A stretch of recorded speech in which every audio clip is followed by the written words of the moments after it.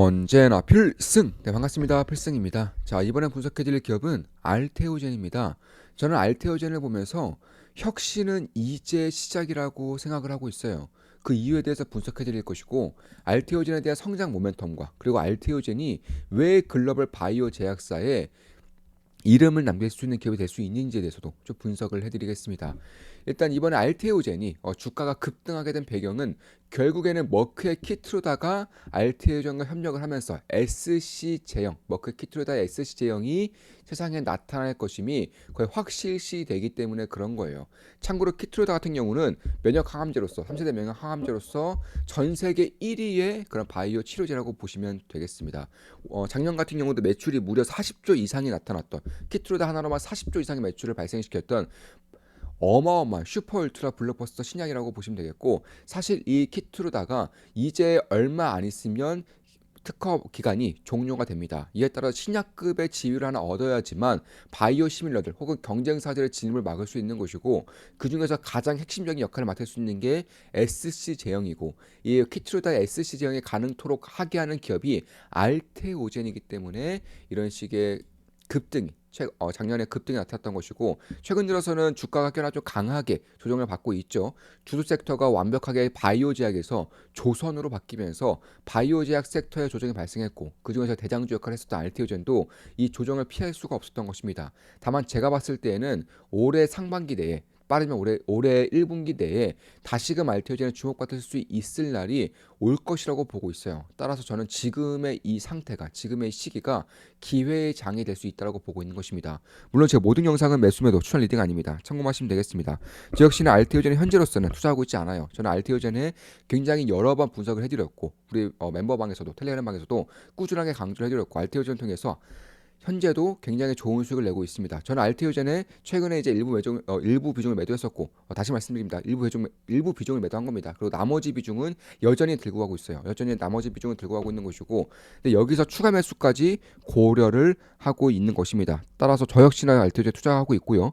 현재는 약 165%의 수익을 내고 있습니다. 여전히 남은 물량은 165%의 수익을 내고 있어요. 따라서 매도 추천 리딩은 아닙니다. 제가 만약에 여기서 추가 매수를 한다면 당연히 우리 멤버분들께 실시간으로 말씀드리면서 추가 매수를 진행할 겁니다. 한 달에 24,000원이면 제 매도 내역을 실시간으로 보실 수가 있습니다. 그럼 여기서 제가 왜 알테오젠 2차 조약이 가능할 것인가에 대해서 말씀드려 보자면, 일단 제가 그 전에 꾸준하게 말씀드렸어요.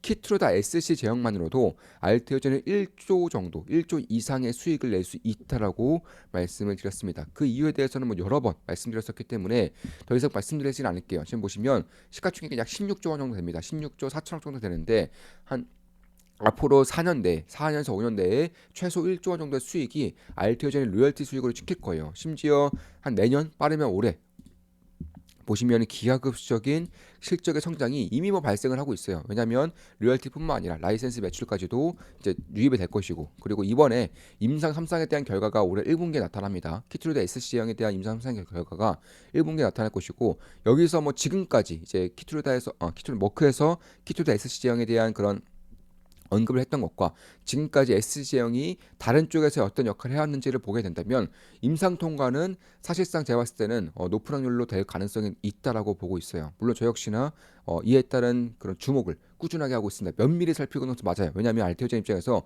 혹은 머크 입장에서 매우 중요한 임상 결과가 될 것이기 때문입니다. 글로벌 제약사에서도, 글로벌 제약 산업에서도 매우 중요합니다. 왜냐하면 세계 1위의 약품의 SC제형, 그러니까 신약과 같은 그 효과를 낼 수 있는 SC제형이 임상 3상 결과가 올해 1분기에 발표될 것이기 때문에 그런 거예요. 이에 따라서 저는 만약에 이번에 통과가 된다면, 성공이 된다면 4년에서 5년 내에 키트루다만으로도 1조 이상의 그런 매출을 낼 수 있을 거라고 생각하고 있는 것이고, 그 외에도 사실 여러 가지 품목 개발이 있어요. 대표적으로 산도즈, 세계 1위의 바이오 시밀러 기업입니다. 산도즈 같은 경우도 SC 제형, 바이오 시밀러에서 SC 제형에 대한 도입을 벌써부터 준비하고 있어요. 그러니까 오리지널 약품들의 SC형을 도입함으로써 바이오 시밀러들의 그런 진출을 막고자 하니까, SC제형에서 시밀러를 도입을 하는 거예요. 세계 1위 시밀러기를 도입한다는 것은 그 바이오 시밀러든 오리지널 약품이든 SC제형으로의 도입은 전하는 대세가 되고 있다.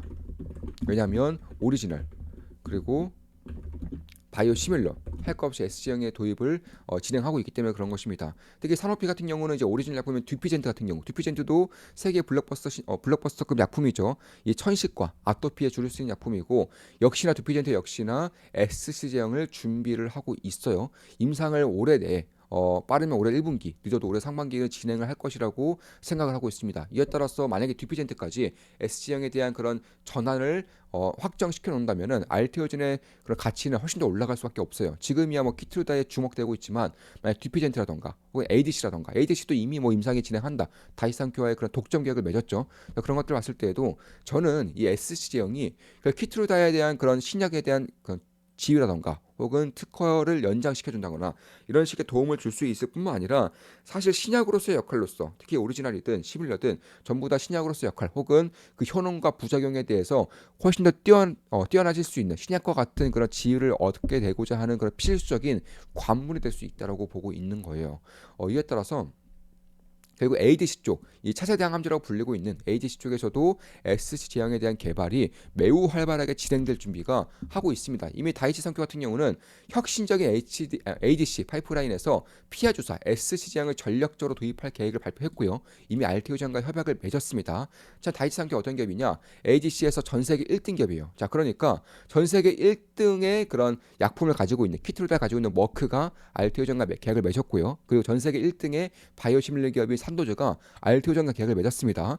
그리고 ADC 쪽에서 차세대 항암제 전 세계 1등의 지위를 차지하고 있는 다이치 산교도 알테오젠과 계약을 맺었어요. 이게 어떤 걸 의미하고 있는지를 잘 생각해 볼 필요가 있다는 것입니다. 이에 따라서 에너투 같은 경우도 이제 ADC에서 ACC 제형에 대한 도입을 전환을 준비하고 있다는 것이고, 이거는 결코 쉬이 넘길 일이 아니다. 특히 바이오 제약에 대한 관심을 갖고 계신 분들이라면 쉬이 넘길 일은 아니다라고 저는 개인적으로 보고 있습니다. 따라서 ADC, SC 도입에 대한 그런 충격적인 발언이 이미 꾸준하게 나오고 있는 것이고, SC 제형에 대한 전환, ADC 4세대 항암제 SC 제형에 대한 전환은 필수적이다.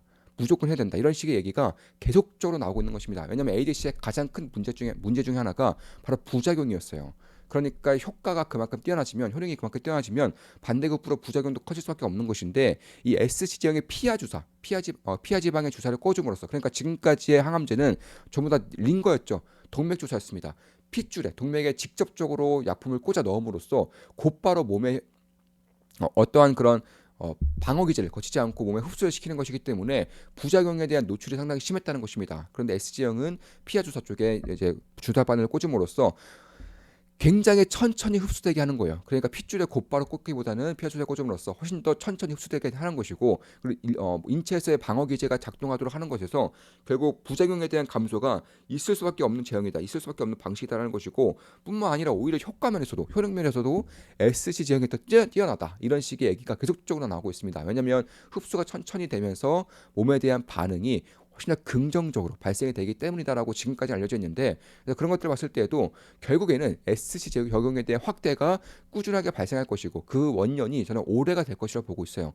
작년에는 키트루다와의 그런 계약 혹은 다이치산큐와의 그런 계약을 통해서 그 시작을 알렸다면은 올해는 확장을 알리는 해가 될 것이라고 생각을 하고 있는 것입니다. 그에 따라서 결국에는 최소화된 부작용을 감소시켜주고요. 그리고 환자 중심입니다. 왜냐하면 지금까지 링거 방식, 동맥 주사 방식은 반나절 정도가 걸렸어요. 최소 3시간 정도의 그런 주사를 꽂고 있어야 되기 때문에 환자 입장에서 굉장히 불편하고, 병원 입장에서도 꾸준하게 간호 인력과 그리고 의료진들을 투입을 해서 이게 약품이 잘 맞고 있는지, 그리고 약품에 대한 그 진정성을 봐야 되고 맞추는 속도를 봐야 되고, 이런 식으로 신경 쓸 것들이 많다 보니까 사실 병원 입장에서도 인력 손실이 굉장히 컸단 말입니다. 그런데 피하 주사는 어떻죠? 그냥 우리가 병원 갔을 때 맞는 주사 같은 거예요. 한 3분이면 다 맞습니다. 그래서 한 반나절 정도, 최소 3시간 정도 걸릴 시간을 3분이면은 끝낼 수 있기 때문에 병원 입장에서도 굉장히 편리한 거예요. 그리고 치료 효과라던가 이런 것들도 최근에 나오는 임상 결과를 보면 오히려 동맥 주사보다 훨씬 더 뛰어나다, 이런 식의 결과가 나오고 있기 때문에 결국 이런 것들이 신약과 같은 지위를 다시 한 번 더 낼 수 있게끔 해준다. 이에 따라 특허 연장과, 그리고 이 IRA에 대한 약가 협약, IRA에서 약가를 50%가 인하시키겠다라고 계속적으로 말을 하고 있어요. 이에 따라서 사실 오리지널 약품에 대한 가장 큰 리스크는 특허의 만료뿐만 아니라 약가 인하까지 있는데, 이게 신약으로서의 지위를 획득하다 보니까 약가 인하에 걸리지가 않아요. 그러니까 약가를 다시금 책정을 해서 50% 이내의 약가에 낼 필요가 없다는 것입니다. 그리고 신약으로서의 질을 확보하기 때문에 특허 연장에 대한 기회도 역시나 주어지는 것이고요. 그에 따라서 이 결국에는 이 IV 제형보다 ADC 같은 경우도 IV 제형보다 SC 제형일 때 오히려 매출이 더 증가해요. 그러니까 결국에는 병원 입장, 환자 입장에서 물론이고 제약자 입장에서도 SC 제형을 꺼릴 이유가 별로 없다라는 것입니다. 특허에 대한 만료를 연장시켜주고요. 그리고 신약으로서의 질을 확보함으로써 IRA를 통한 약가 인하를 피하게 해주고요. 그리고 무엇보다도 이 매출이 오히려 더 성장할 수 있다는 거예요. 왜냐하면 부작용이 감소하고 그리고 환자 입장에서 훨씬 더 빨리 맞을 수 있고 그리고 효과 면에서 더 뛰어나기 때문에 결국 IV 제형보다도 매출 자체를 더 늘릴 수 있게 되는 그 효과를 발생시킨다는 것입니다. 그에 따라서 저는 결국 이 ADC 같은 경우도 로열티가 최소 5% 이상, 뭐 시장에서는 한 10에서 15% 정도로 책정이 되고 있는데 제가 봤을 때 5% 이상의 그런 로열티가 책정이 된다면 역시나 여기서도 새로운 시장이 열릴 가능성이 상당히 커진다는 것이고 그러니까 최소 이 ADC 쪽에서도 1조 정도의 그런 매출이 나올 수 있을 거라고 저는 보고 있어요. 이 에너톡뿐만 아니라 다양한 파이프라인과도 협약을 이제 맺을 준비를 하고 있기 때문에 그런 키트로를 통해서 1조 그리고 여기서 ADC 쪽에서 1조를 낸다면 거의 2조 정도의 매출을 낼 수 있는 기업이 대한민국에서 탄생을 한다. 이 정도의 매출에서도 거의 대부분이 영업이익으로 찍힐 것이기 때문에 현금으로 찍힐 것이기 때문에 가장 큰 바이오 제약에 대한 그런 산업이 결국 알테오젠으로 다시금 측정될 수 있다. 개인적으로 그렇게 보고 있습니다. 이에 따라서 지금 보시면 자 시가총액이 약 16조 정도 돼요. 근데 키트루다와 그리고 ADC만으로도 2조 정도의 매출 낼 수 있는 것이고 가장 대표적인 바이오 기업이 대한민국의 삼성바이오 로직스가 있죠.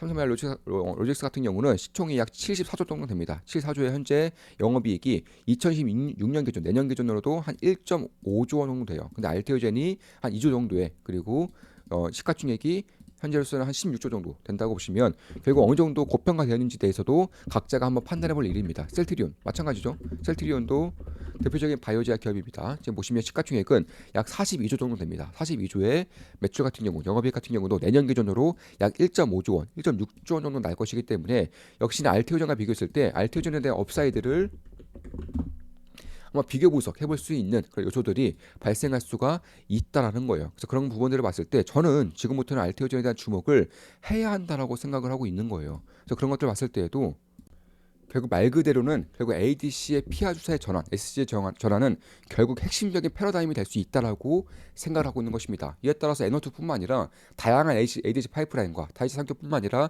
다양한 기업들과도 협약을 맺을 수 있는 길이 저는 올해부터는 열릴 수 있다라고 보고 있는 거예요. 그래서 작년 같은 경우는 이제 키트루다와 이제 다이치 상교를 통한 그런 시작점을 알렸다면은 올해는 그 확장성을 알릴 수 있는 해가 될 수 있다라는 것이고 삼노조와의 계약도 저는 계속적으로 발생할 수 있을 거라고 생각하고 있어요. 올해부터 말이죠. 자, 그런 것들 봤을 때에도 결국에는 이 IV 제형에서 SC형으로의 전환이 저는 역사적인 패러다임이 될 수 있다라고 생각을 하고 있는 것이고 그에 따라서 알테오젠을 지금부터는 볼 필요가 있다라는 거예요. 제가 최근 들어서 바이오 제약에 대한 대장주로서 어떤 기업을 말씀드리고 있죠? 네, 코오롱 티슈진을 말씀드리고 있죠. 이 코오롱 티슈진이 대장주로서 역할을 하고 있는 것이고 그 외에 만약에 이 바이오자에 꺾이지 않는다면 반드시 부대장이 발생하게 되어 있어요. 이 부대장으로 발생할 수 있는 유력한 후보 중에 하나가 저는 알테오젠이라고 생각하고 있는 것입니다.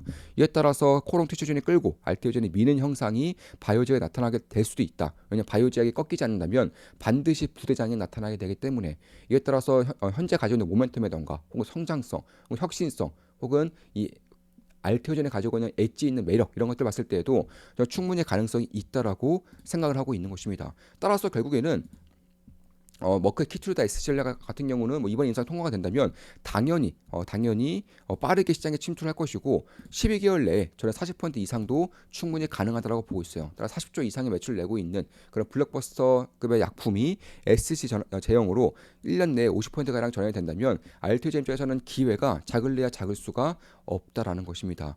따라서 저는 결국에는 이런 것들에 대한 그런 제형 변환, 특히 뭐 듀피젠트든 ADC든 머크의 키트루다든 이쪽에 대한 제형 변화를 통해서 이 듀피젠트 역시나 매출 규모가 한 25조 정도 될 거라고 예상되고 있어요. 30년 기준 25조, 현재 기준으로는 15조에서 20조 사이로 될 거라고 예상이 되고 있기 때문에 이 역시나 결코 작은 규모가 아닙니다. 이 아토피아 천식에서도 상당히 유의미하게 활용되는 치료제이기 때문에 그런 것들을 본다면 결국 ADC와 키트루다 거기 더해져서 듀피젠트까지 매출액에 대한 그런 것들을 계산해 본다면 물론 여기서는 아직까지는 임상에 대한 그런 개시가 시작이 돼야 되는 것이고 개시가 시작이 되면 빠르게 만약에 이 가치 평가에서 알테오젠의 가치에서 이 듀피젠트의 그런 협약 내용도 추가가 될 것이라고 생각을 하고 있어요.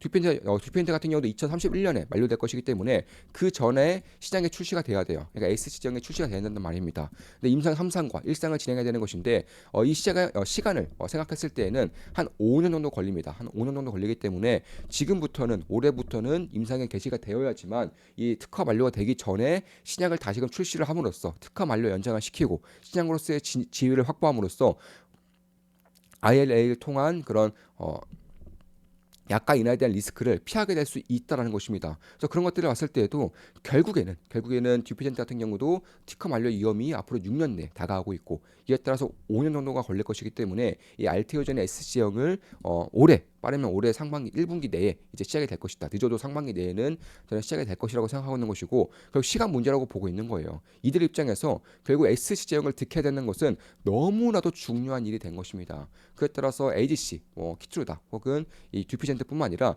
다른 기업들과도 다른 이제 그런 확장성도 보여질 수 있다는 것이고 지금이야 알테오젠의 그런 히알루로니다제 약품 같은 경우는 이 피하 조사로서의 그런 주사를 맞고 있지만 이게 알테오젠 입장 내부에서는 연구하고 있는 게 하나 더 있어요. 이 피해 조사뿐만 아니라 그냥 장기 한 번에 꽂아버리자. 이렇게 할 수도 있다는 것입니다. 자, 그러니까 장기에 꽂을 경우 이 히알루로니다제를 이제 천천히 흡수시킬 수 있는 장기들이 몇 개가 있어요. 대표적으로 췌장 같은 것들이 그런 것인데 만약에 췌장암에 걸렸습니다. 그런데 이 항암제를 췌장에 곧바로 꽂아버림으로써 약품을 치료할 수 있게 된다면 이거야말로 혁신적인 일이 될 수 있다는 거예요.